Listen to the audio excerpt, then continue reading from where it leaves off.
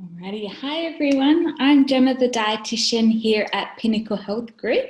Today I'm going to be talking to you about nutrition for the Agile workplace.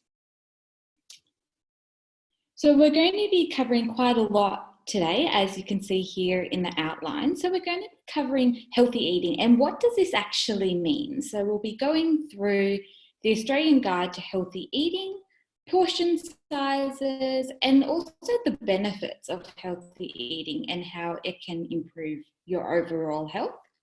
I'm also going to be talking about caffeine, whether it's good or bad. And then finally, the last topic we'll be talking about is healthy eating at work. So going through breakfast, lunches, snack ideas, as well as eating out and meal planning as well. And then at the end, I'll give you my contact details if you've got any questions that you may think of along the way. Okay, so healthy eating. So the core of healthy eating is really the Australian Guide to Healthy Eating. And this used to look like a pyramid, but now we've gone for more of a plate model. So it's comprised of 5 core food groups, as you can see here on the slide.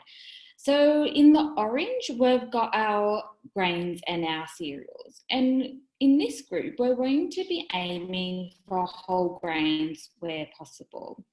So you've got, say, brown rice or multigrain or wholemeal bread. And then you've also got your cereals and pasta, noodles, and flatbreads, for example. And then you can see here, the next category is your vegetables. So you can see that there's a range of different coloured vegetables and fruit for that matter displayed here in the diagram. And there's a really good reason for that. And that's because different coloured fruits and veggies provide our bodies with different vitamins and minerals. So we need to be having a variety of different coloured fruits and veggies throughout the day to make sure we're getting a wide variety of these important nutrients.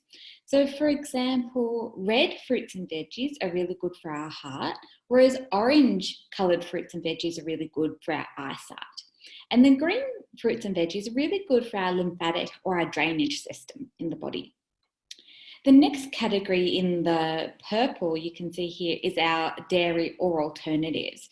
So this is your milk, cheese, yogurt, as you can see here. And our final category is our meat and alternatives. So this is chicken, fish, red meat, and also our nuts and legumes as well.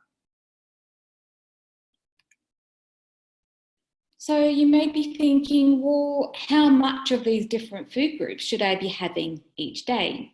So as a general rule of thumb for adults, of the grains group, you should be having about 6 serves a day, whereas veggies, we're aiming for 5 serves a day. And the current data is telling us that very few Australians are actually meeting this veggie recommendation, which is quite disappointing. The third category is the fruit, so we're aiming for 2 pieces a day, dairy or alternatives 2.5, and then meat and alternatives 2.5 to 3 approximately. So what does this actually look like in terms of real food? So what is a serve? So you can see here in this table that I've created, and I won't go through the whole table, but for the grains and cereals, a serve could be 1 slice of bread. So remember, you're needing about 6 serves a day. And this will vary depending on, if you're pregnant or if you're doing a lot of exercise as well, or if you're older, that will also vary. But as a general rule of thumb, so for the grains, 6 serves. So a serve is a slice of bread or half a cup of rice, pasta, or noodles. Veggies, a serve is half a cup of cooked veggies or a cup of salad.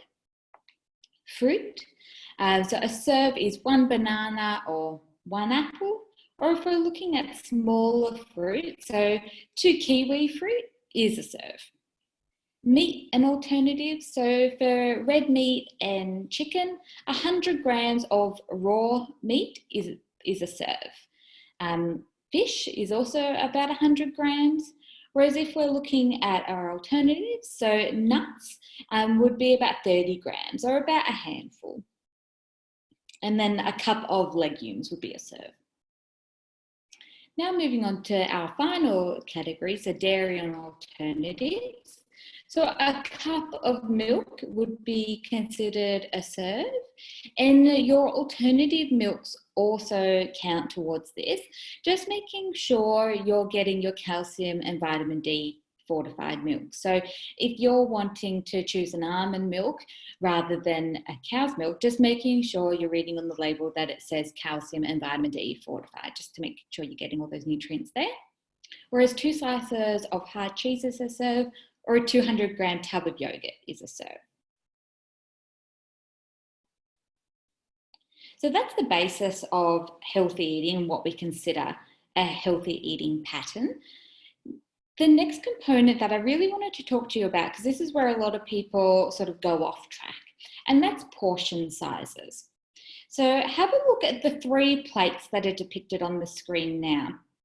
Look at each one of them and have a moment to think about which one you think is displaying the appropriate portions of veggies and salad, protein and carb, and also compare that to what you're currently eating at the moment. So for those of you who chose option B, you'd be correct. So this is the kind of portions that we are wanting to be aiming for. So half of the plate should be made up of veggies or salad. A quarter of the plate should be your protein. So remember, this is your meat, chicken, fish, eggs, nuts and seeds. So this should be about the size of the palm of the hand. And carbs, that should make up the final quarter of the plate, and that should be about a fist size.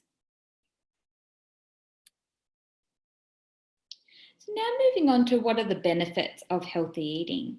So we do know that healthy eating, and by that I mean eating like the Australian Guide to Healthy Eating diagram, which I showed you before, that has been shown to reduce the risk of developing chronic diseases. So things like diabetes, obesity, heart disease, and even some cancers. And the reason why this happens is because healthy eating has a positive effect on a range of different health indices. So such as your waist circumference. So it helps to reduce your waist circumference. So for a man, we're aiming for a waist circumference of less than 94 centimeters, whereas for a female, it should be less than 80 centimeters around your tummy. Also helps to reduce blood pressure, stabilize your blood sugar levels, improving your concentration, as well as your mood and your mental alertness. Healthy eating has also been shown to help build and maintain strong muscle and bones, and also improve immunity, which is really important at the moment in terms of everything that's happening in the world. Okay, so caffeine. So I wanted to put this slide in here to talk about caffeine and whether it's good or bad, and is there actually any health benefits behind drinking caffeine. So as a self-proclaimed caffeine addict myself, I thought that I could really resonate with this slide. So how much caffeine is too much? So the current guidelines say that we should be having no more than 400 milligrams of caffeine a day. And so what that looks like in the real world, so a latte or a cappuccino would contain about 100 milligrams a day, whereas a long black would be about 200 milligrams.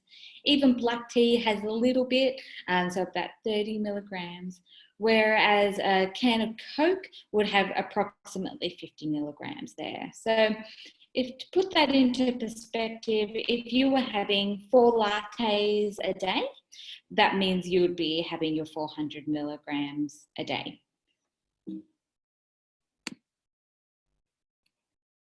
There are some benefits of drinking caffeine. So it does help to reduce your perception of fatigue, also helps to increase your mental alertness, and it also helps to improve your exercise endurance.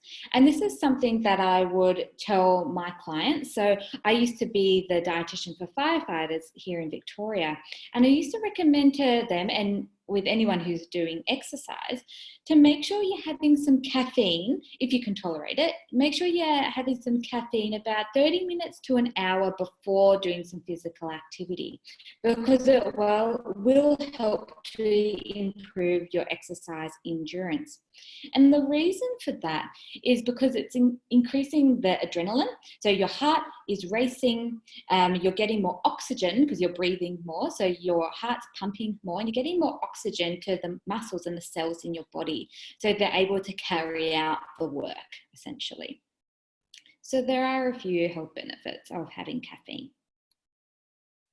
However, there are some side effects to caffeine. So we don't want you to be exceeding the 400 milligrams a day. And going over that 400 milligrams a day isn't going to improve your exercise performance and can actually cause some side effects. So some people get shaky, they get racy heart, can even get dehydrated, and sleeplessness and anxiety. So just really listening to your body, because everyone reacts differently. So I can easily tolerate 4 coffees a day, whereas someone can be getting these side effects, like I mentioned before, after just 1 coffee. So really notice and tap into what your body is telling you and use that as your guide. Okay, so the next component of healthy eating, which I wanted to go through, was breakfast. So eating a nutritious breakfast really helps to set you up for the day. And research has actually shown that those who eat breakfast are more likely to make healthier food choices throughout the rest of the day.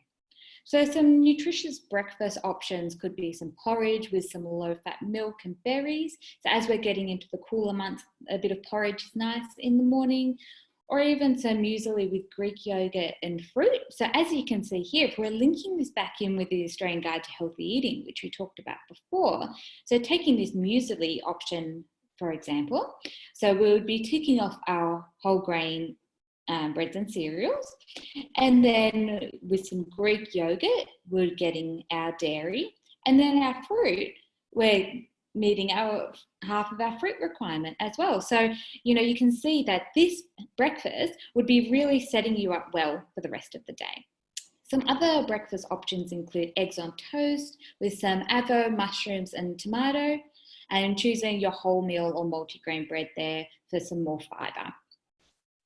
If you are time poor, some fruit smoothies with low-fat milk or yogurt, and even putting some chia seeds in, or oats is another good option. Clients will often say to me, but I don't feel hungry in the morning straight away when I wake up, so I don't really feel like eating, or I feel sick when I eat too early in the morning. And my response is generally, well, that's fine. Eat when you feel ready to eat. So whether you feel ready to eat at 9 o'clock as opposed to eating at 7 o'clock in the morning, that's fine. Go listen to your body in what it's telling you there. So lunchtime. So bringing lunch from home instead of buying lunch. However, most of you probably won't be working in the office, the physical office at the moment. You may be working from home. So what you can do is you can prepare your lunches in advance and have them all ready to go, sitting in the fridge, and to make sure you're making healthier choices instead of just thinking, oh, I'll just get some Uber Eats because I haven't got anything prepared. So with your lunches, you're aiming for your lunches to, if we think about our plate models, which we went through before, your lunches should really be including your, so your protein, your low GI carbs. So GI, or glycemic index, is just a measure of how quickly a food is broken down in the body. So low GI, so your whole grain breads and cereals, for example, they're broken down slowly and keep you fuller for longer. And your lunch should also include some veggies as well. So some lunchtime tips here. So try using the microwavable brown rice cups. They're super quick, easy and nutritious, and you can just zap them in the microwave for 90 seconds and they're ready to go. Tuna. Your frozen steamed vegetable bags, these are something that I use myself when I can't be bothered grating and chopping and peeling vegetables. I can just get the frozen vegetable bags in the little pouches, pop them in the microwave for a few minutes, and it's ready to go. Or even some salt-reduced baked beans is a good option as well. So before I mention glycemic index and in terms of blood sugar levels and things like that, so as you can see here on the diagram, so on the left, we've got our blood sugar, and on the bottom, we've got our time. So you can see that in the red line, high GI foods, so such as white bread or white rice, or cakes or bickies, they cause a big spike in your blood sugar, and then you get a big crash. And when you get this big crash, this is when you get the munchies, you overeat, and you make bad choices. Whereas in the orange line here, these are our low GI foods. So our brown or basmati rice, it could be our brown bread, our multigrain bread. So these are lower in GI, and you can see that this is a nice stable line here. So that's our blood sugars being nice and stable, and you're less likely to overeat and make bad choices throughout the day. If you've got any more questions about this, feel free to email me any questions you may have. I'll pop my email address in the last slide. Now moving on to snacks. So making sure you've always got snacks on hand ready to go. So store your non-perishable snacks in your desk drawer and your perishable snacks, so like your yogurts and cheese, for example, make sure you've got them in the fridge. So you want to make sure that you've got your snacks ready to go when the afternoon munchies hit. So some good snack options include nuts and seeds. So a handful of nuts every day is what we're actually aiming for. Your whole grain crackers, so with some salsa, some hummus, or some low-fat dip. Yogurt is another great snack. Also some veggie sticks with some natural peanut butter and some fruit. So making sure you've got these snacks on the go and ready to go.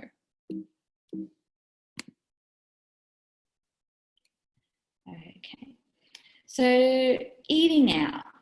So when eating out, you're wanting to have the appropriate portions of carbohydrates, protein, and your veggies, just like what we described before. And you can see our trusty plate model is featuring again. So when you are eating out, and now that restaurants and cafes are starting to open again, which is very exciting, you're wanting to be making healthy choices as much as possible. So what does this actually look like? So this could mean some lean meats, soups, and vegetables, having a salad with a lean protein, so a chicken salad, and asking for the dressing to be put on the side.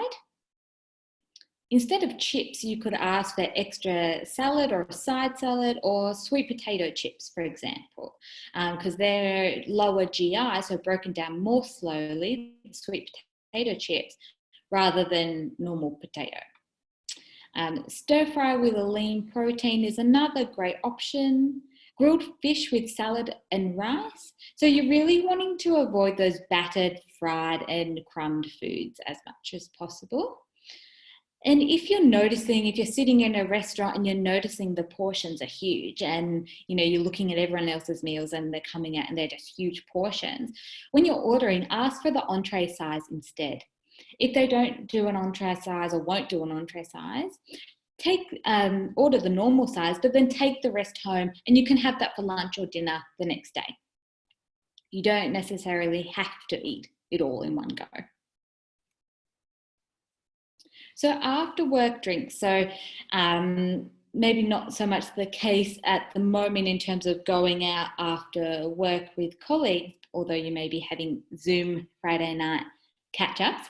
And this is really common, especially in the corporate world. And I see this a lot in my role as a corporate dietitian. So the current alcohol recommendations state that no more than 4 standard drinks a day for both men and women. So what is a standard drink? So a standard drink is equivalent to about 100 ml of wine. So not very much at all. 30 ml of spirits is a standard drink, or 285 ml of full strength beer is a standard drink. So no more than 4 a day, and to have a few alcohol-free nights in the week.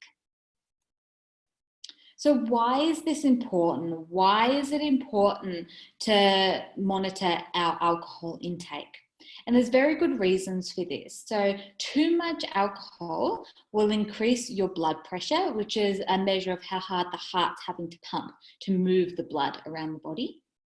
It will lead to high cholesterol. Also increases the risk of some cancers, so stomach cancer, liver cancer, for example. Also causes damage to the liver and the pancreas, increases the risk of dementia, and also increases weight gain. And this is one thing that a lot of my patients don't actually realize, how calorie dense alcohol is and how quickly it can lead to weight gain. So as you can see here, 2 small glasses of wine, so 100 ml each, is the equivalent to eating a donut. So you can see that if you're having, half a bottle of wine a night, every night, that this can add up very quickly and you can be gaining weight very quickly. So it's something really to be mindful of there. So no more than 4 standard drinks a day, and to have a few alcohol-free nights in a week is really important. So some tips to reduce your alcohol intake. So alternate between your alcoholic drink and your non-alcoholic drink. So these non-alcoholic drinks could be your diet soft drinks, your water or mineral water. If you're out and about, ordering by the glass and not by the bottle, because this makes you a bit more conscious to what you're actually doing. Another really useful tip is to set a drinking limit prior to going out. So you say to yourself, I'm not going to have any more than 2 drinks tonight, and really being firm with yourself and sticking to that as much as possible. You can opt for your light or low alcohol drinks, alcoholic drinks, instead of the full strength variety, or you could even put your hand up to be the designated driver as well. So the final topic I wanted to talk to you about today is meal planning and why this is important in terms of healthy eating. So making a shopping list is really important prior to going grocery shopping, because it helps you to avoid purchasing unnecessary food items and unhealthy food, as well as wasting money as well. So that brings me to my next point. When you are going grocery of the supermarket as much as possible, and there's a really good reason for that. And that's because that's where all of our core food groups, which we mentioned at the start of this presentation, that's where all of those core food groups, or most of them, that's where they're all found. So your supermarket your layout might be a bit different to mine, but generally at the entrance, you've got your breads section, then you've got your fruit and veggie section. Up the back, you might have your meat and poultry and fish. And then generally you've got your dairy cabinets. So your milk, cheese, yogurt, things like that. And then on the side of the supermarket, that's where your freezer cabinets are found. So that's where you can get your frozen fruits and veggies, your frozen fish, that kind of thing. So as much as possible, you can see that by shopping on the perimeter of the supermarket, you're really ticking off a lot of these core food groups. The only other aisles you really need to go down would be your cereal aisle, or your rice or pasta aisle, and then obviously toiletries and things like that. But you don't need to go down the chips and chocolate aisle or the soft drink aisle. You don't need to go down those aisles. So focus on shopping at the perimeter as much as possible. And before you go shopping, create a meal plan so you know what you're going to be cooking for the week, what food you need, and then you don't waste money and you avoid food wastage as well. You don't buy food that you're not going to need or just going to go off. So cook meals in advance to take to work or have in the fridge if you're eating from home, and try and keep your routine as much as possible if you are working from home. So some easy meal prep ideas could be spaghetti bolognese. Grate some carrot and some zucchini into the meat sauce just to get a bit of extra veg in there. You won't taste it once it's in there. Stir fry with brown rice. So as I said before, those little microwavable brown rice cups are so quick and easy, and you're not having to be stirring brown rice, which takes forever to cook over the stove. It's super easy if you just use one of those microwavable rice cups. A vegetable frittata is another really good meal idea, or even hard-boiled eggs with some wholemeal toast and avocado and tomato and mushies is another good option as well. So just some ideas for you there for a bit of inspiration. And finally, if you do have any other questions, please feel free to send me an email at gemma@pinnaclehealthgroup.com.au. I'd be more than happy. Or if you, want any clarification on anything that I've discussed today, please don't hesitate to send me an email. It was lovely speaking with you all today, and I hope that you've enjoyed this mini webinar. Thanks, guys. Bye.